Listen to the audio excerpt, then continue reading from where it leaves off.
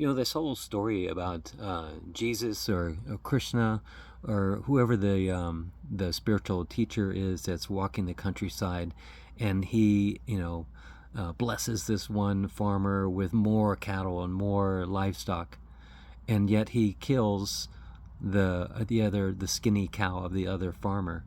Well, what that's kind of saying is that we have all these material things that can keep us out of the real connection with God or with oneness or with true awareness. I've seen a lot of people that have a lot of things that it's hard for them to settle down into their own energy field and settle down into awareness because they got so much that they're thinking about.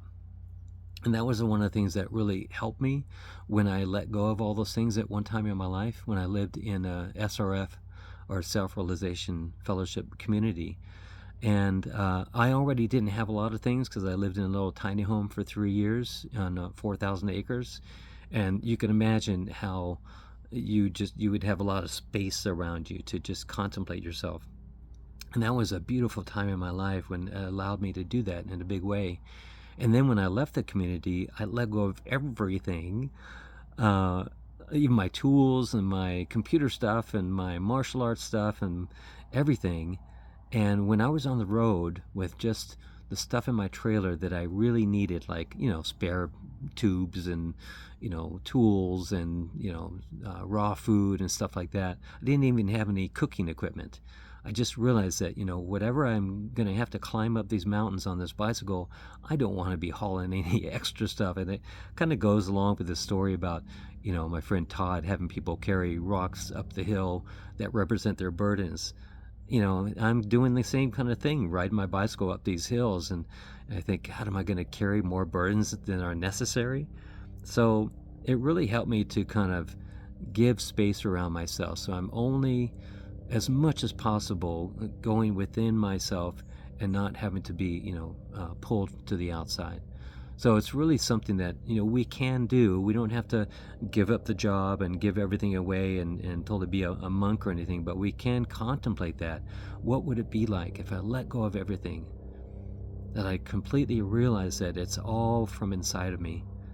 And anything that directs me outside of me for the solution or for comfort or for a greater experience than going inside, we start to contemplate that. So, okay, let's just imagine if I let everything go.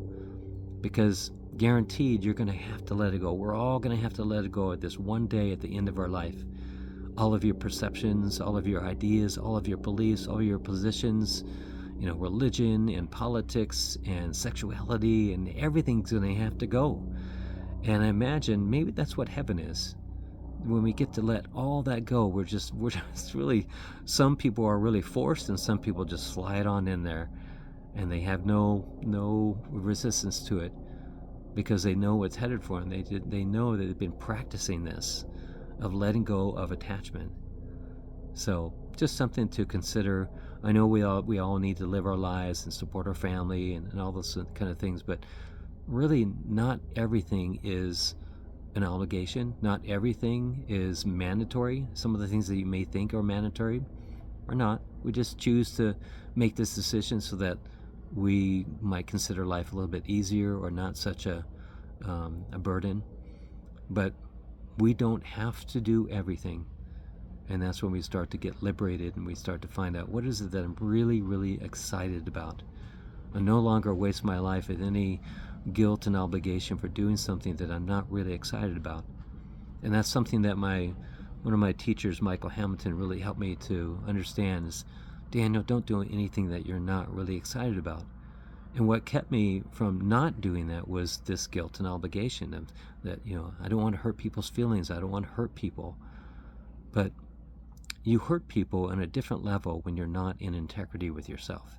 And that's where I lived for a long time, is not being in integrity with myself because I thought that I was being in integrity with everyone else, just trying to be the people pleaser. But you know that story about me. All right. Love you.